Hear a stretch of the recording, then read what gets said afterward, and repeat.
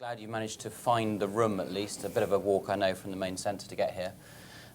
We've only got 1 hour, so this is going to be a fairly quick session to rattle through quite an interesting and wide topic. We've got a number of things we'd like to cover.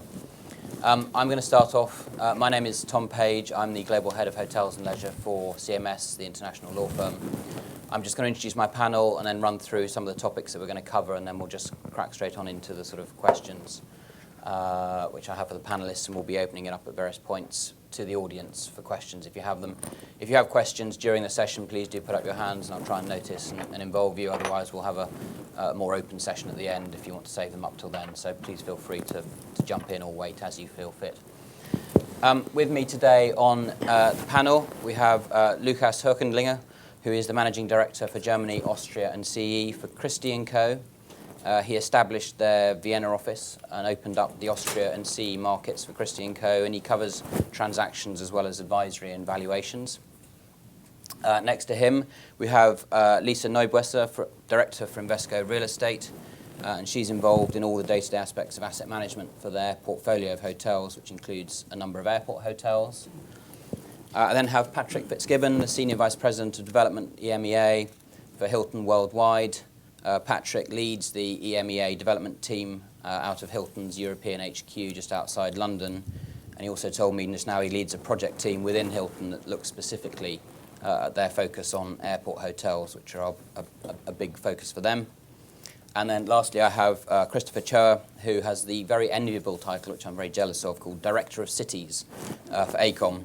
An architect by trade, he advises cities and governments on regional scale strategies, including working on Boris Johnson's Infrastructure Delivery Board.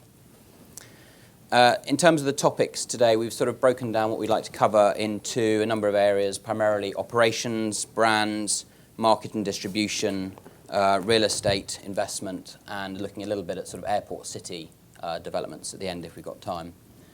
We've only got 1 hour for this session. I want to leave time for questions, so we are going to rattle through the questions fairly quickly. So I'd ask the panelists to be brief in their responses so that we can get through as much as possible.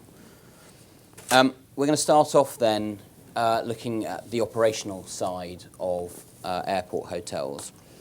And the first question I had for my panel in terms of the operational side is, what are the principal differences in the business model for an airport hotel compared to a similar city centre hotel? What are the source markets, length of stay, price sensitivity, business versus leisure travel, etc.? And how does that affect how they operate the hotel? And should we start with the operator, Patrick, on that one? Yeah, I mean, I think I wasn't going to be first, but I'm very happy to go first. I think broadly, one of the things we've seen with airport hotels is firstly the rapid expansion in the last particularly 10 years. I was looking at some stats earlier today. You know, back in 2010, about 55 million stays a year, and last year up to 65 million. So huge growth, and I think that really runs parallel with the massive growth in travel and the continued growth of travel in the air industry, and particularly the growth in emerging markets and out of Asia, out of Eastern Europe.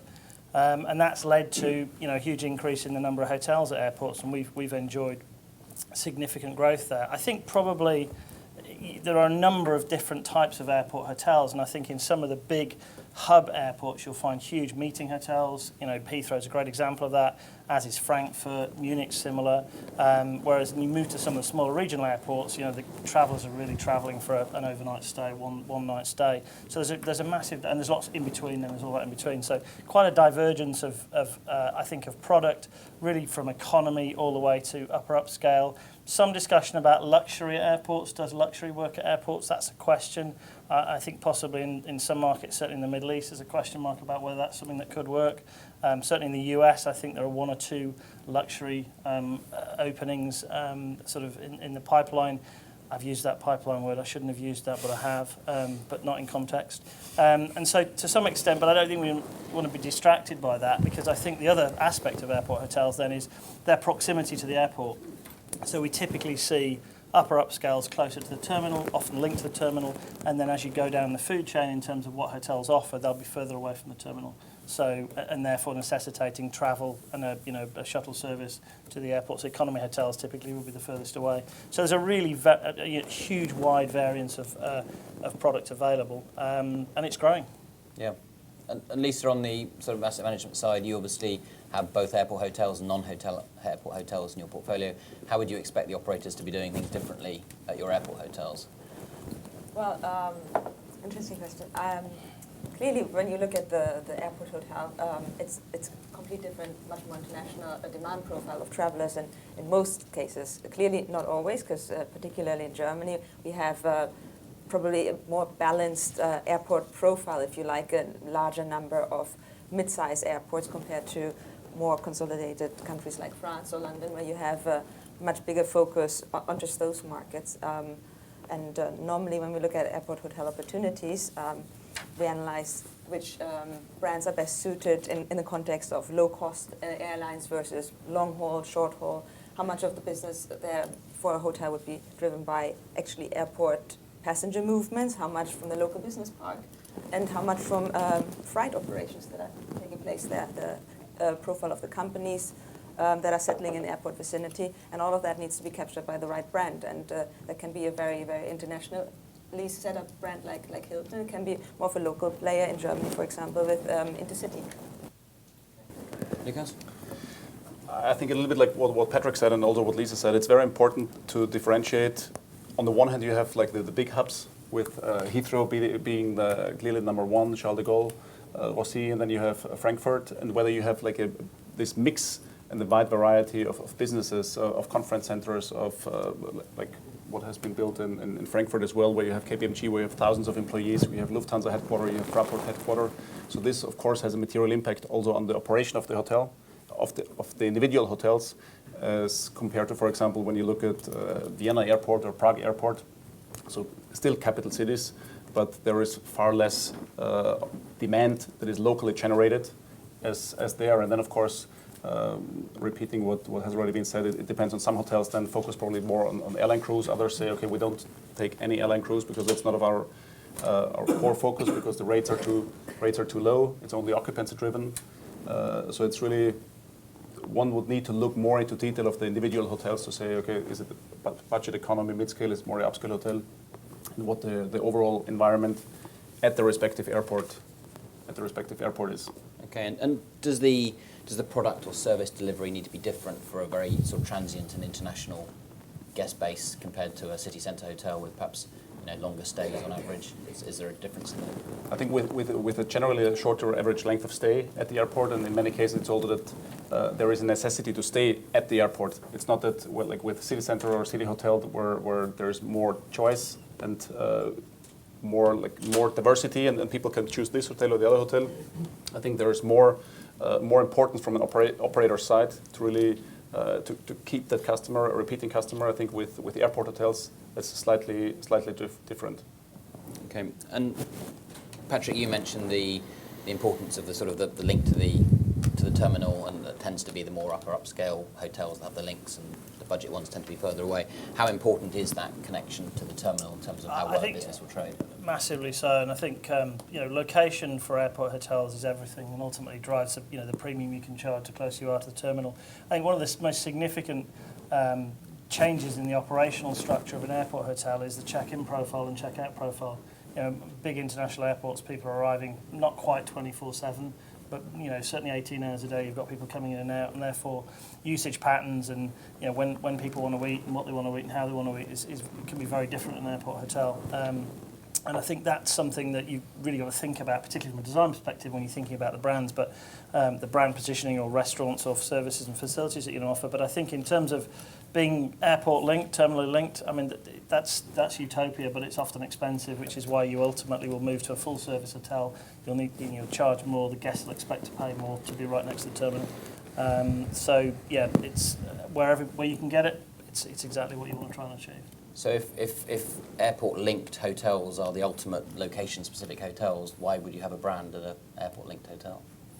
I think ultimately it depends what the consumer's looking for in terms of how they're buying and where they're buying. But ultimately, and there'll be choice. They still have choice. And you'll charge more. You'll always premium more for a brand anyway.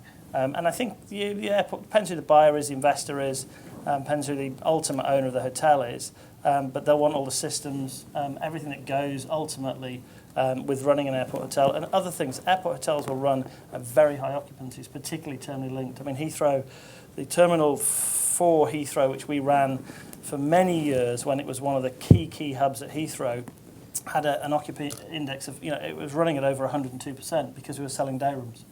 So you really got to know what you're doing and operating that hotel, and that was pretty key for us. And that's a very slick operation. There's no room for error. So from our perspective, from a branding perspective, you can really drive a premium, which is ultimately what we did and still do. Yeah. And the other factor that affects not just the link to the terminal, but the public transport links to and from the airport in terms of whether or not you need to stay at the airport or whether you can stay in the city. Christopher, you obviously look at these on a more wider regional basis. How important is the speed of public transport to the airport hotel market? Is it that if there's good public transport links, there's less demand for airport hotels? Well, Patrick and I were just talking about that earlier. When does a hotel turn into an airport city hotel? What's really the difference? And a lot of people say, well, it's near the airport. But I think the measure is not a physical distance measure, it's time. So you can be even at Heathrow at a so-called airport hotel and have to wait 20 minutes for a shuttle bus to take you to the airport itself, or you can hop into the Airport Express and be in Paddington, central London, in 15 minutes. There's a Hilton there. Yeah, there's a Hilton. What a coincidence. But so I think Your favourite owner? the real issue here is what makes a hotel, an airport hotel, is not the proximity to the airport, it's the connection to the airport, and that's a critical piece, whether it's right next to the terminal or an easy one-seat ride to the airport itself. But does that mean then that a hotel that is supposedly an airport hotel, but as you say, a 10-minute shuttle ride away, actually competing more with hotels in Paddington than they are with the Sofitel at T5 that's terminal linked? Well, to a certain extent they can do both. I think the other quality of an airport hotel is it's specialized. So all the things that we just talked about, the visitor profile, what they expect, the need for speed, for convenience, those things are probably more important for an airport hotel, regardless of where it's located, even if it is in downtown. It's also a question of branding. How do you want to position yourself? Do you want to leap to people's senses if they're transient travelers, or do you want to also kind of face inward to the city as well? Okay. And there are examples of both, by the way. Yes. We've touched on brand, and we'll sort of move then seamlessly from operations more onto the brand. Patrick, Hilton has had a focus on airport hotels and a high number of them for a long time. What are the main attractions for you as a brand in being specifically in airport hotels? I mean, we were lucky enough to start it back in many years ago in San Francisco, and I think that was the sort of first real airport hotel. But I think the growth in travel fundamentally drives airport hotel stays, and to some extent travel growth is exponential. And as you look out the next 20 years, there's going to be significant growth. And I think, and the nice thing also I think is that if you think about what you 20 years ago, what did you get when you got to an airport? A long queue. Pretty painful experience. People dreaded going to airports. Today, many airports around there will really fix that. But also, I think just the retail experience. I was coming through Heathrow with a couple of my colleagues, and what was astonishing was when you walked into Heathrow T5 now, that terminal that started had a bit of a blip when it opened, but they've certainly sorted it out.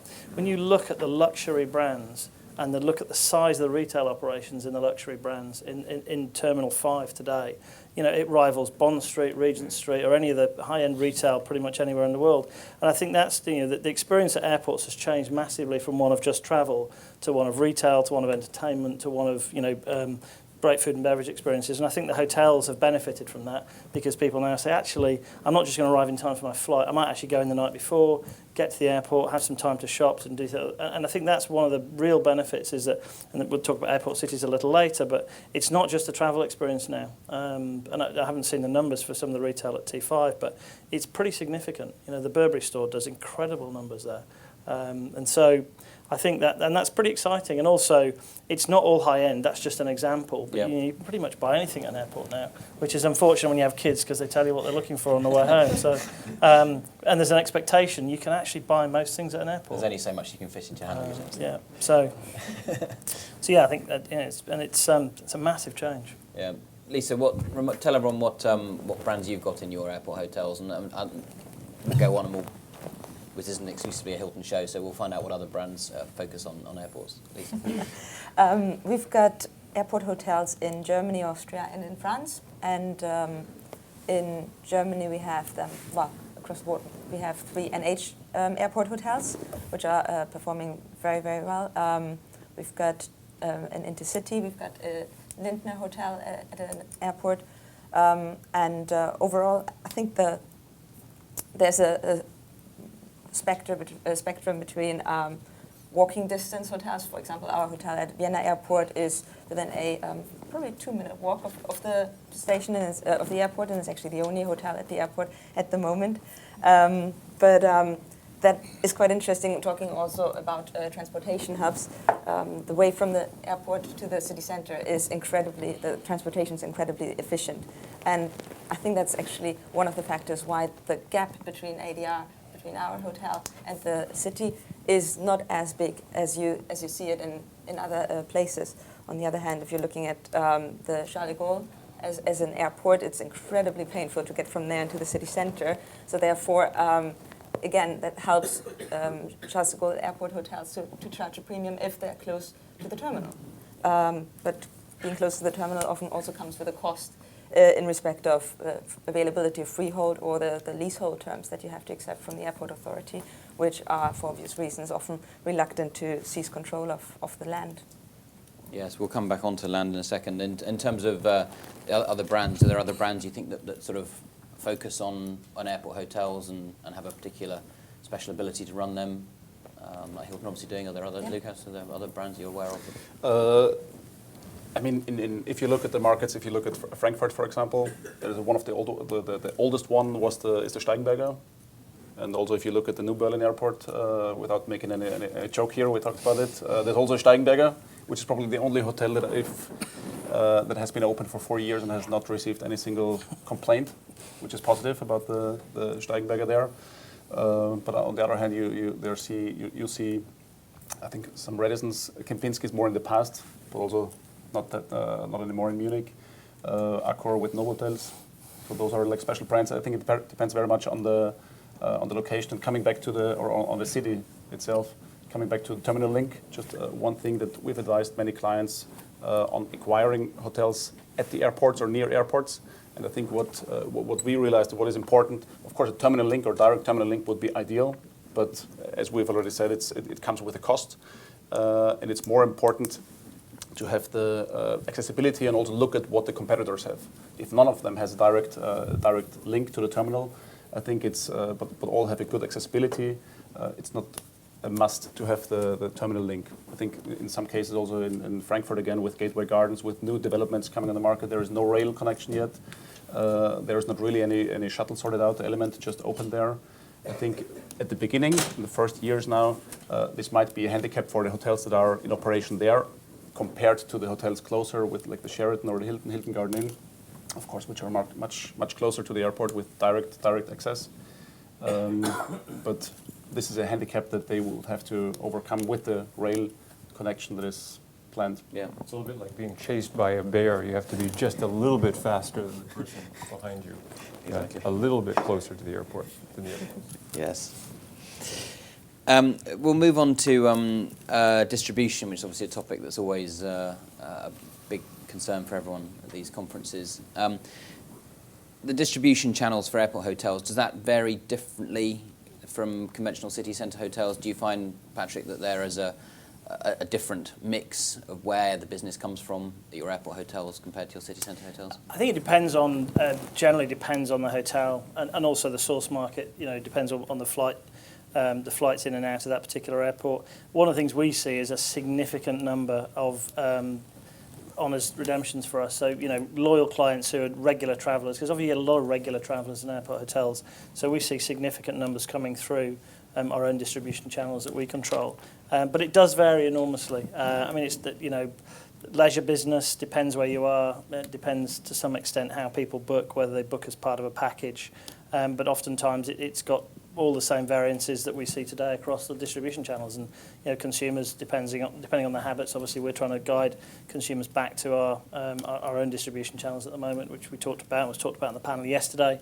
But it's pretty broad and emerging because it's changing all the time. Yeah. But for us, it's about we're driving as many of our customers direct. One of the things that we've noted, I mean, we've introduced the opportunity for people to check in remotely now, choose their room remotely, and over now 100 hotels you can actually check in with your device and as a key lock. That for travellers is massive because they're doing it already on the airlines. They're already used to getting their their boarding card on their remote devices, and so to be able to do that airport hotels. So to some extent, your discerning travellers are using your airport hotels, so they're often the right people to, particularly when you're launching new technology, you'll see a higher uptake from them. So, and that's something that again for us it's great because it's driving direct business to us, because they know they get the benefits of being able to check in online.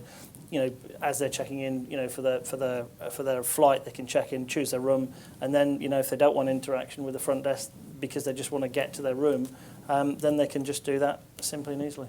Is the lead-in booking time shorter or longer? Is there a lot more sort of very short-term business, booking for today? It depends on the market. It does depend on the market. So, booking patterns have reduced massively. People, people make trips at very short notice now. So, and again, it does depend on the market. And I think some consumers are booking a long way out. Leisure tends to be long window because they know they've booked their holiday. But business users, it can be a very short window. Can I ask a related question? Sorry. Just out of interest, some airlines have preferred relationships with rental car agencies, for example. Yes. How can airlines function as a potential source of business for you as a distribution channel? They do. I mean, they're massive. We have relationships with pretty much every major airline. The opportunity to earn points and miles is something that we introduced, I think, 15 years ago, probably the first to do it. So absolutely, I mean, it's critical. And we work closely with the airlines, not just in terms of their flight crew business, which obviously we value in some markets, but just that relationship and, again, making it easy for customers. As we've done with Uber, when you're on the Hilton app, Uber's there, one click away. I can say Uber in Germany, I can't say it in every market. But, that's, again, it is about making the travel experience easier for the consumer so that, customers can do things easily, quickly and simply. So, yeah. And talking of disruptive businesses, Lisa, do you see the sort of the accommodation disruptors less competition for airport hotels, which are very much more location specific compared to city centre hotels? Yeah. Again, the closer you are to the terminal, I guess the higher your barriers to entry, but particularly also from the disruptors, I would think, on not just the disruptors, but generally competing accommodation providers. So that could be other more and more established parts of the professional hotel business, if you like. So service apartments and so on are probably less likely to be based at hotels simply because yes, people might stay there for project work and there's a certain demand for it, but probably not as much as you have in city centre locations. At the same time, Airbnb supply at airports is probably similarly limited as apartments that people want to live in long term directly close to the airport because of the locational convenience factor. Yeah. Okay, and we've mentioned aircrew business. You value that in certain locations.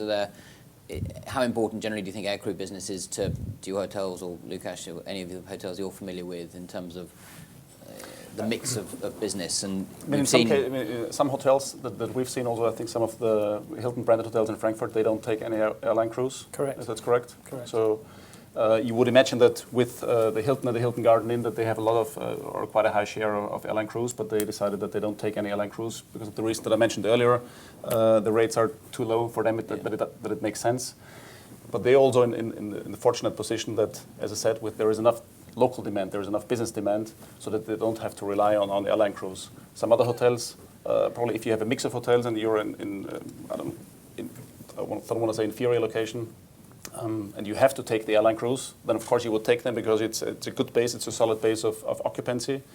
In many cases, we also see that sometimes if the city is close to the airport, that the airlines even try to choose hotels in the city, so that for the crews it's more convenient, more entertaining than staying at the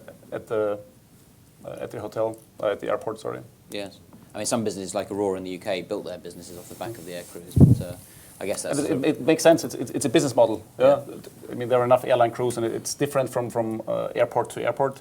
how many airlines you have, how many stopovers you have, and of course there's a difference if you look at the major airports, the major hubs in Europe, or the secondary ones that I mentioned. So you're generally trading volume and low distribution costs against low rates, so it's that decision as to whether you take that business or whether you can get higher rate business elsewhere. Absolutely. Yeah. I would say one other thing I'd add to that, in some markets, as you pointed out, Lucas, where you're not avoiding to take them, you need it as a base. People are attracted to people, and in some markets, just to have the people in the room, people in the restaurants, creates a little bit of a base, a little bit of a social atmosphere that potentially helps a starting airport city location grow. So we have to measure the benefit not just of any one particular group, but how the whole system works together. I think you just look at the quality of restaurants in airports now. I mean, it's a completely different experience from even 5 or 6 years ago. The difference now in the quality, particularly new airports or airports that have been renovated. Schiphol's a good example. Munich's a fantastic example. I mean, the food you can get in the airports today is it's competitive with a lot of cities. Yeah. City centres. So. Okay. We're going to move, I think, on to sort of real estate and investment side. But before we do so, I think I'm just going to throw it open to questions. Anyone wants to ask questions on sort of more the operational brand and distribution angle before we move off those topics? Are there any questions from the audience? No? Okay, we're obviously keeping them very satisfied. Well, let's move on then to real estate. We've talked about how close or not we are to the terminal. The closer you get to the terminal, are you less likely to be able to get a freehold site to develop a hotel? Yeah, I'd say so. I mean, freehold sites at airports are extremely rare, and most of the airport hotels that come with a freehold are probably not within walking distance of the terminal. Not always, there's exceptions, as I'm sure you'll be happy to find out. But in most of the cases, that's indeed the situation. And if you're further from the airport, then clearly, shuttle distance. You want to also diversify your business demand accordingly. So therefore, it's actually helpful. I'm sure you can elaborate on that to see the demand profile at airports diversifying as more businesses are being based there, as basically globalization progresses and people want to be closer to transport hubs. Is there a difference in how the airport authorities treat those leases if they're just granting leases? Are they happy generally to just give out leases and just keep the freehold for control purposes, for future development, things like that, or are they actually looking to earn income from them and get rent from those lease arrangements? I think it's both, and it's often not just a fixed rent payment, but it's actually often also related to the performance of the hotel. And it comes with all kinds of additional complications you need to be aware of from an investment angle in terms of certain building permission processes and procedures that Height you need limits, to be... presumably, is an important one at Well, airports. that one also the external signage you can have, for example, restrictions on usage and so on. So it can be quite complex. I think the issue about obstacle clearance and everything else is actually not that big an issue because of the way they're calculated, and often some of the best places to have these commercial developments are right in between the runways, which is also the quietest spot and has the fewest restrictions. In terms of the leasehold freehold thing, in many cases, especially if they're government-owned airports, they have statutory limitations on freehold, full stop. And it's one of the main reasons why you can't develop residential, for example, airports. I actually personally think that a lot of these airports are fantastic for residential, except that you can't have freehold because the government can't give up land that way. Yeah. I suppose does residential inhibit potential future development options, though? It's easier to repurchase commercial buildings than it is So there's the tenure issue, there's potentially the environmental objection issue, although again, there are parts, if you think of some airports as really being an urban asset, and the measurement of peace and tranquility is not a rural one but an urban one. The noise profiles of airports are getting better and better, and a lot of people, you look at Madrid, for example, the organic residential growth that's right around the airport is phenomenal. It's the highest priced residential you can get pretty much in Madrid that's growing. So even things like that are kind of interesting. Are there other restrictions that the airport authority would be looking to impose through its lease arrangements on the owners what other restrictions? Yeah, you've got to be careful. I mean, I think, and Lisa made the point well that a lot of the airports are now see that they're looking at the ground around it. They're in the immediate vicinity of saying, okay, what can we drive out of this? And I think we've seen increases certainly in shares of revenue shares, 3 and 4% up at now 9, 10, and 11%. Which you'll be really careful signing 11% because I'm not convinced there's that many airports where that can work. But also be careful because things like energy is often provided by the airport, so and at a fixed cost and not necessarily a market cost. So you should be really careful when you're taking a site at an airport that you've really read through the fine print. Clearly, if you hire a smart lawyer like yourselves, then you'll get through that. But there are certainly situations that you just need to be thoughtful about all the restrictions in place. Signage is a great one. I mean, billboard. If you think about volume of, and actually those of you who fly in regularly to the big airports, look at the clever retailing on top of buildings now, on the side of buildings, and because of the number of people coming through. So from a marketing perspective and brand awareness perspective, whether it's a hotel brand or it's a retail brand or whatever it is, I think that airports offer phenomenal opportunities for all of that. And I think people are getting smarter now about the side of a building, what you can do with it, city centre, but airports too. And I think you look at some of what's happened at the big airports in Europe, you'll see that. And the airlines have all done it. There's, a number of times you fly or you drive into an airport now and there's a big, reduced size aircraft that's branded because it's all about getting their brands out there. So yeah.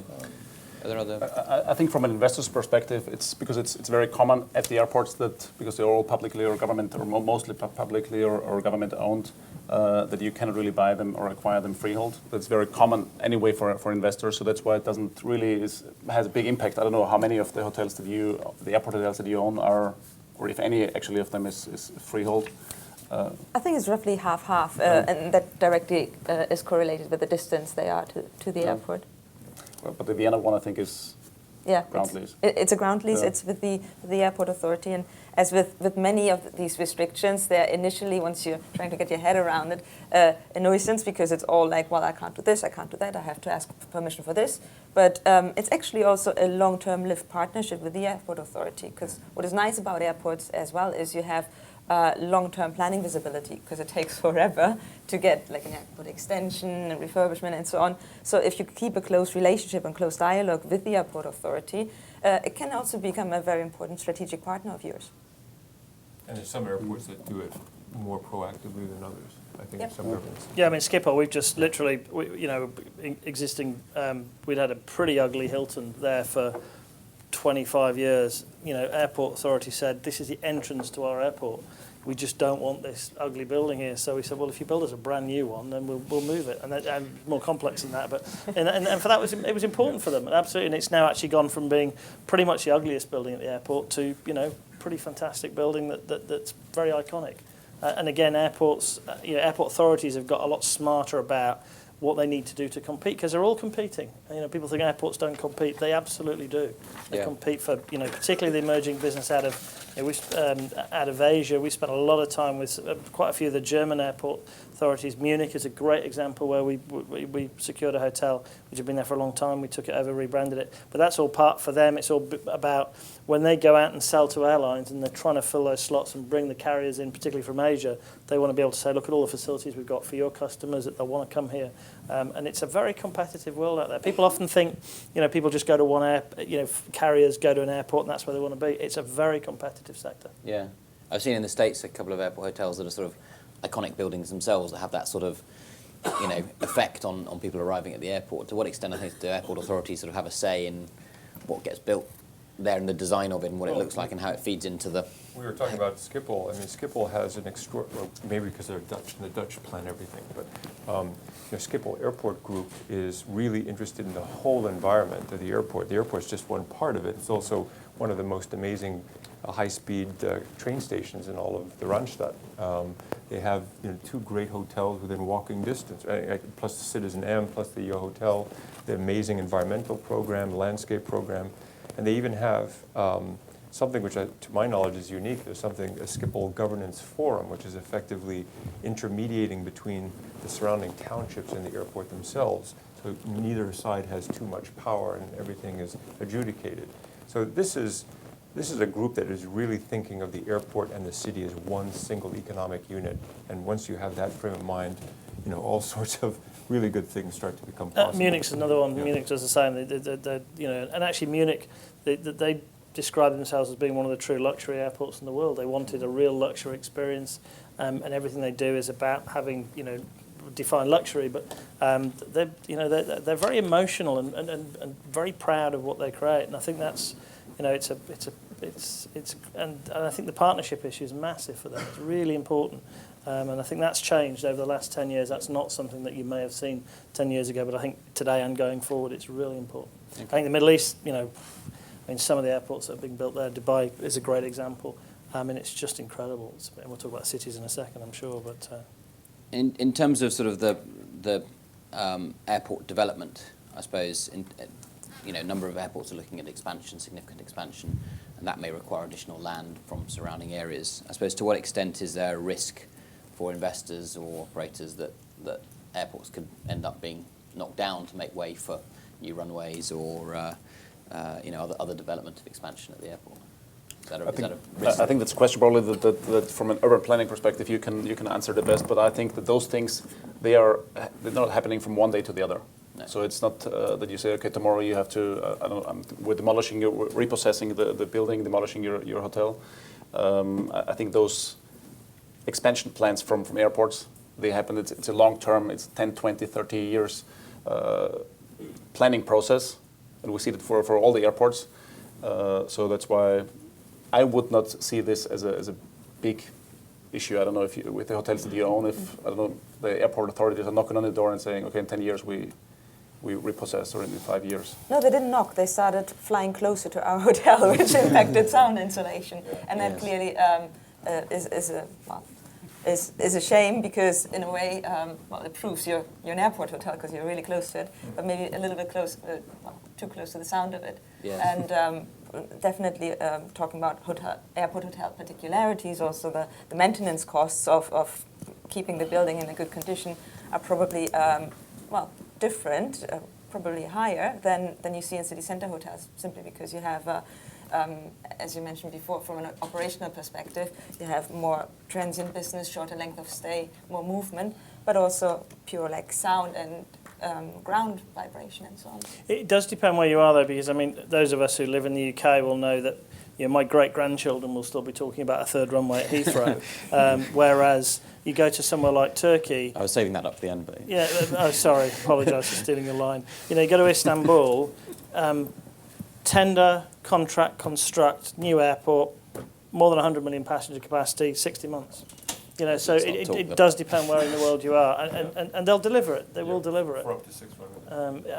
And so to some extent, I think it, so therein lies the challenge with Ataturk, which has been there for a long time. They haven't announced what's going to happen with it. The good news is it's such a phenomenal location.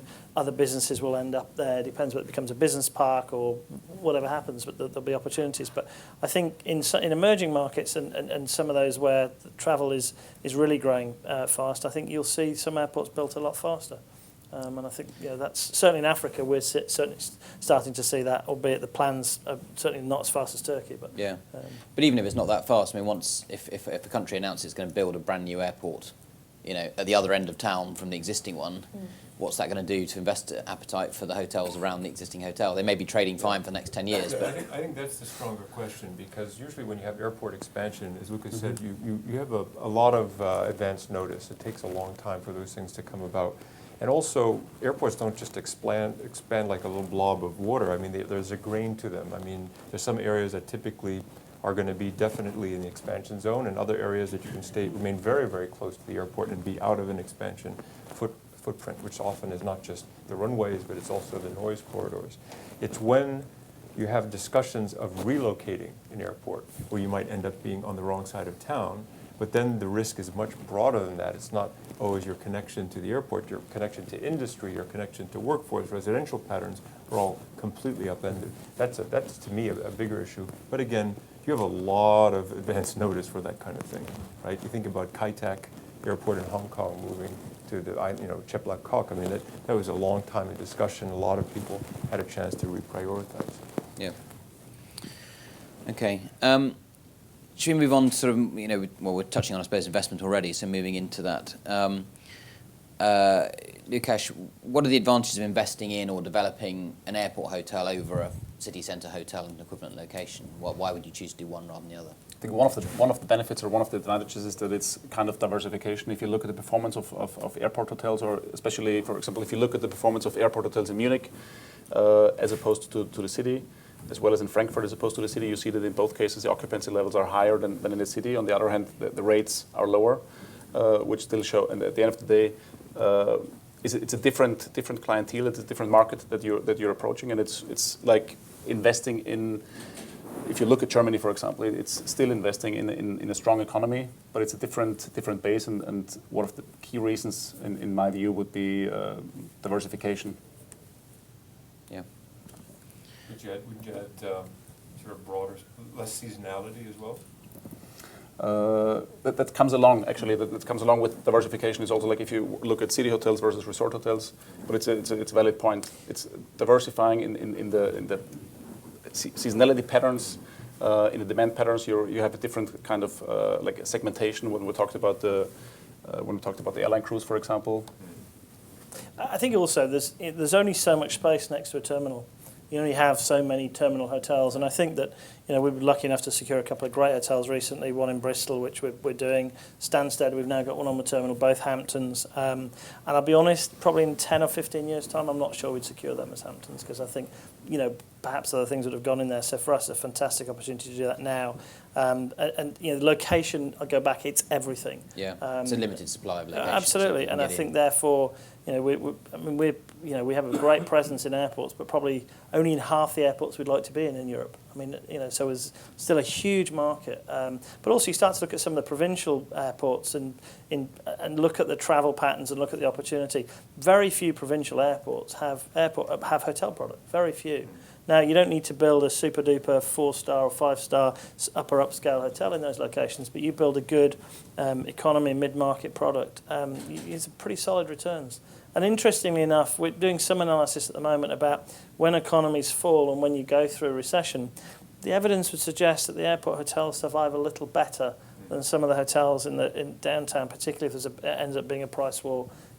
Because you've got less rooms in the airport, and yes, there'll be some fall off in demand, but the correlation is such that the airport, and it depends on what's happened, but the airport hotels seem to suffer less. Yeah, I mean, presumably for the regional airports, they have a smaller catchment area of travellers often, so there's less demand to stay even for out of a given number of per 1,000 visits. Well, it's interesting though, you say that, and you look at where the regional airports are. Forget the people that are within an hour, it's the people at 4 or 5 hours that will need somewhere to stay. And the regional airports, it's interesting, people think the regional airports just is a small circle. It isn't. It's all the people that come from often 3, 4, 5 hours as opposed to going 8 or 9 hours to the main hub. So they've got regional airports have a big draw. And just to bring Munich back, what's interesting, there's a joke about Munich, it's so far away from the city. It's the only airport that you can only get there by flying. It's so far away. But Munich, because of that, it's also a kind of central business district for all the surrounding communities. Effectively, there's a new urban center for a lot of towns that normally wouldn't have a center.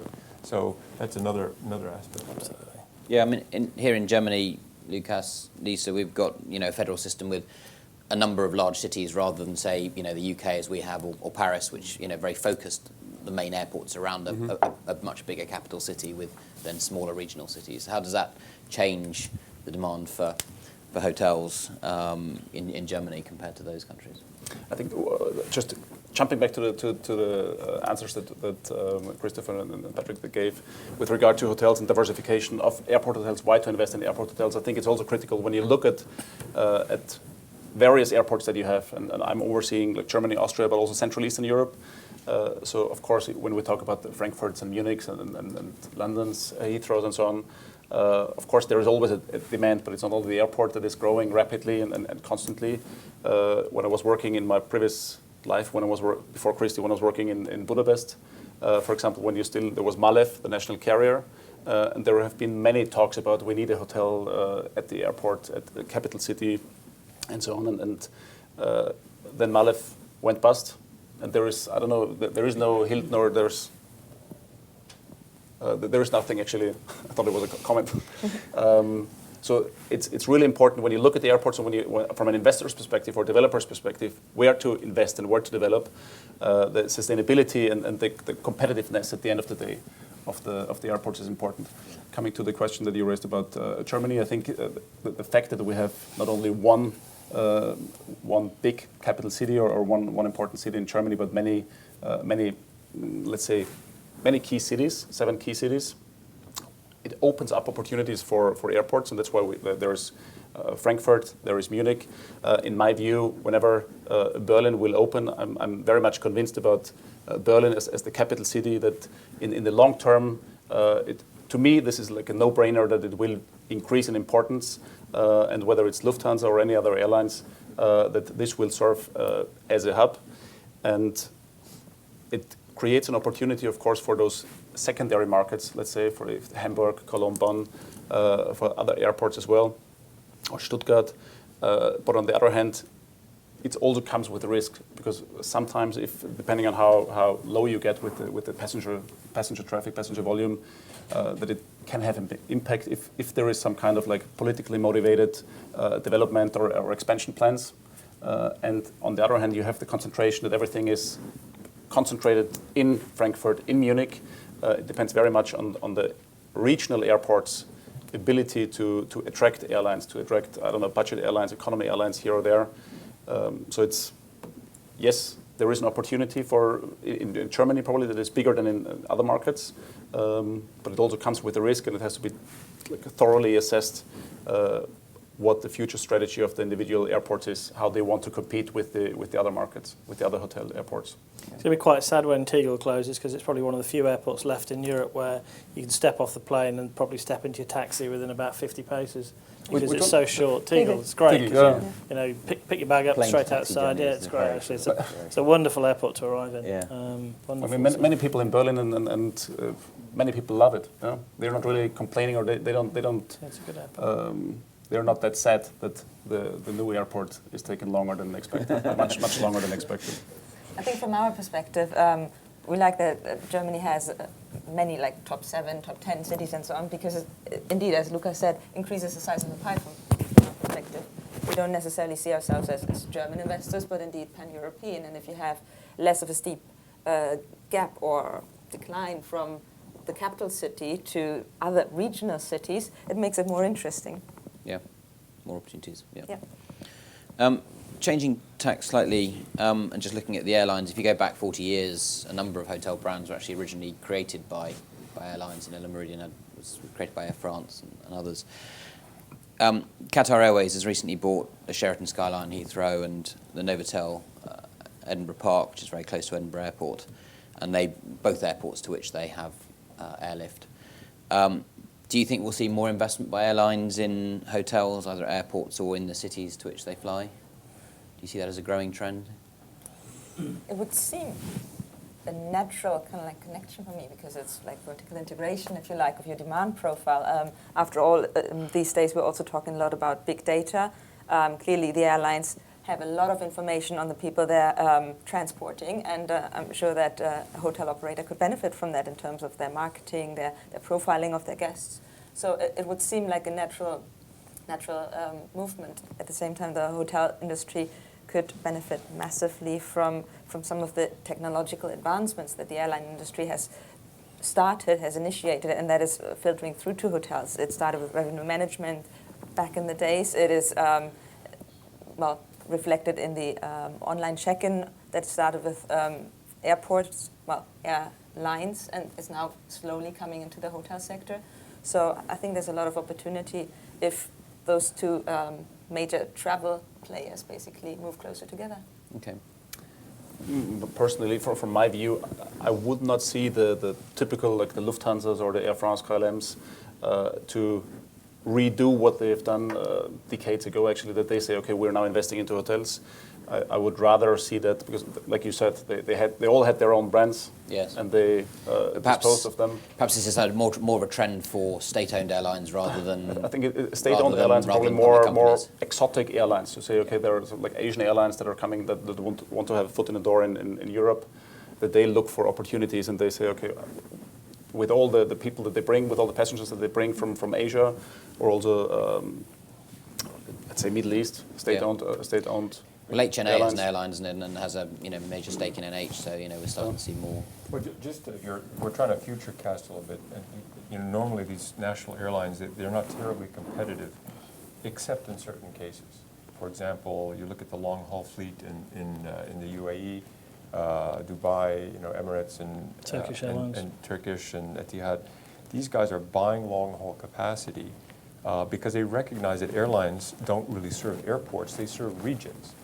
And if you can drive capacity, you can generate some economic development. If there's economic development, you induce aviation demand. So there's a reciprocal benefit here. And you can you can say that, Dubai is an airport with a city attached right now.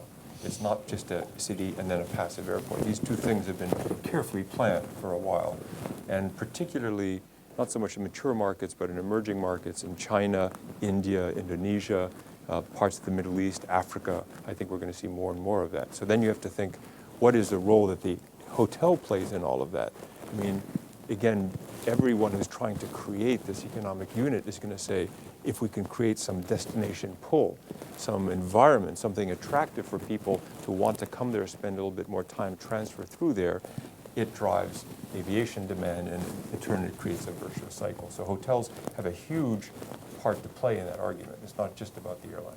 Yeah. You can see the synergies in the leisure travel. Thomas Cook, hotel and airline control of inventory, and I think in that, from a leisure, because it's packaged, I think there's lots of sense in that. I'm somewhat surprised that some of the big carriers are doing it. I think you stick to your knitting in terms of your core business. They may do it. I suspect after a while they'll probably go, this is too hard, and they'll probably enter into some sort of agreement and have somebody else running them for them. I can't imagine hotel companies buying their own aeroplanes and starting flying people around. I think you've got to, your core business. There will be clearly exceptions to that. I mean, EasyJet was different with Easy Hotel because it was more of a brand play than an airline. Necessarily, it's somewhat different. It may happen. I don't see it becoming significant. Okay. I could be wrong. I could sit here in 10 years completely wrong. So would you be happy to have an airline as your owner? It's an interesting question. I think they're two very different businesses. Whilst there's lots of synergy, I think they're two very different businesses. But the ones Qatar Airways have bought are managed, so they're not doing the day-to-day operations. They're not having to. It's an investment vehicle that makes a lot of sense, and particularly if you've got a lot of. And again, I think it depends on how you want to structure it, and there'll be exceptions. There always are. Yeah, so maybe for them it's just about, as you say, driving that circularity. We provide the airlift, and now we can provide the services on top, and that has a virtual side. Okay. So then we've got only a few minutes left, so let's just quickly touch on airport city developments and then throw it out to questions. You obviously look at these sort of issues from a much sort of wider, broader, holistic perspective. Is there a trend towards sort of mixed-use airport cities or aerotropolises, and where are these mostly being done, if they are being done? Right. Well, first of all, it's only been very recently that we even have heard the terms airport city, aerotropolis. It's really probably the last 10 years or maybe even less. But it's really a very, very fancy modern word for a very old idea. If you think about how cities have developed throughout history, they've always been directly related to transportation. So in the 15th century, you had a place like Venice or Lisbon organized around its waterfronts. And the whole city was trying to get as close as possible to the waterfront. In the great age of canals in the 17th and 18th century, you had Amsterdam, Bruges, you had the canal going from New York to Lake Erie, and you had Buffalo, Syracuse, these cities that grew up because they were trying to get as close as possible to the transportation gateway. And of course, we think about the Industrial Revolution, the age of railroads. You have London, you have Chicago, Denver. These places were invented because of the transportation, and the city tried to get as close as possible to the train station. What we have now is kind of like an in-between era where the city pattern is really turned towards an older form of transport. But the gateway is now no longer the waterfront or the canal or the train station. It's the airport. So why wouldn't the city specialize and try to get as close as possible to the airport? And in fact, I can't think of a single successful city now that is not expanding. The growth corridor of the city is not towards the airport. So this is happening right now. Airport city is just simply recognizing these forces And it's trying to do something that we all know how to do pretty well as urban designers and developers, basically, how do we create a place? And I think what we're learning is to think that the airport environment is not something out of the Jetsons. It's really something that should be just like any nice part of the city, like where we are right now. Why can't we walk around? Why can't we walk from a hotel to a gateway the way we could have done to a train station or something like that? So that's all it is. It's just trying to create a new mixed city environment as close as possible to the gateway that's relative. And does that need to be master planned, or is it something that can grow organically? Well, the question is, do cities grow organically, or are they master planned? I think hopefully they're a little bit of both. I think you need a little bit of planning to make sure that the bones are there, and then you need a little bit of serendipity and outside talent and surprise and delight and accidents that make any city interesting. But what you need most of all is you need density. You need a very strong identity.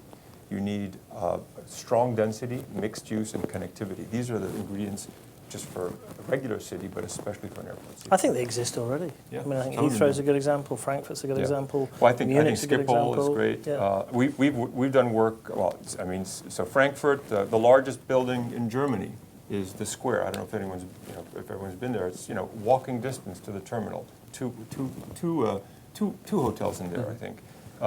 Exhibition, commercial, everything that's there. You have, projects that we've worked on in Hyderabad, in Brisbane, in Cairo, Saudi Arabia, Riyadh, all these places. We're bidding on things in Mexico, Cape Town, Denver. These are all places that are trying to really think about how to create economic growth for the cities.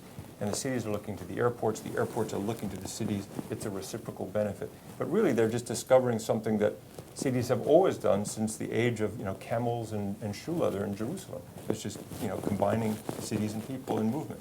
Can existing hotels find themselves left out, though, if they're outside that? Well, again, Airport city we development talked a little zone? bit about it. It's a question of specialization and what people want. And people need different experiences for different things. In the case of aviation, it's all about a certain kind of experience. It's ease. You don't necessarily want to stay there for weeks and weeks. It's a branding thing. It's the transfer passengers, the air crews. They have a different profile. However, I would say what's starting to happen now. We talked about Munich, but you look at places like Singapore, where effectively, as part of the airport city, they're not just building an amenity for transfer passengers, it is pulling people out of the city into the airport. So Singapore is building this amazing project called the Pearl, and it's a place where kids go out to do their homework. Couples go out for dinner, and it's because it's so well connected to the city. It's effectively a new urban quarter. A very interesting one we're working on right now is in Riyadh. It's notoriously difficult place to go in out. Visas are very complicated. It's like a huge barrier to go in. So what if within this incredibly blocked area you create one place that's a little bit easier? So we're proposing not only a free trade zone, but a visa-free zone, a giant airside mega building like the Square, so that everyone in this room could fly there and spend a couple of days there, not technically even set foot in Saudi Arabia. And it kind of is to everyone's mutual benefit for that to happen. So you can create things that are very aviation focused, or you can turn back into the city and do stuff that's better for both, or you can kind of specialize a little bit one way or another. You can see a whole broad range. What would be the demand for that type of thing in Riyadh? Would that be primarily business coming in just to do meetings for a couple of days? Pretty much everyone in this room would be able to use that, because anyone who's tried to get a Saudi visa would know, it's definitely better than the alternative. Yeah. For like a 1 day, 2 day, extravaganza, a lot of meetings. Okay. I'm conscious that this is the last session of the day. I don't want to keep you. Are there any questions in the audience for our panelists? It's all remarkably. We've either done a fantastically job or we've bored them all to silence, so I'm not quite sure which it is. Everyone's flying. Yeah. Question over there. Yeah. Oh, yes, sorry. Go on. Talk about passing through airports using the hotel, because if they're all passengers on planes, a significant portion of the business is commercial, emanating from outside the airports. So how important is car parking? Good question. The question is how important is car parking especially for transfer, related to transfer, or just car parking in general? No, you're talking about local commercial business Yes. using the airport, and therefore they're likely to be coming by car. But good examples are, yeah, I think massively so, and I think you've got to be very careful, depending on what your market is. If you're going to chase 60 to 70% of your conference and meeting use is local market as opposed to air business, you need to think carefully about where people are going to park. I think it's a great point. And I think parking at airports, we could spend another day talking about parking at airports, because a lot of airports have kind of backed away from parking. But you've got to be very careful, because if you are going to use a lot of the business is commercial locally, then you need to have adequate parking. And one of the things I would say is that park and ride doesn't work for people coming to a meeting. They're going to a hotel for a meeting, you want to park at the hotel. And so you've got to be very careful. And we've got good experience of where that can work and where it doesn't work. And we've got something live at the moment that I see one of my colleagues smiling at the back of the room because she's been charged with finding a solution to it. So I'm not sure if she has, but she knows exactly what I'm talking about. But it's really important, and it's a great point.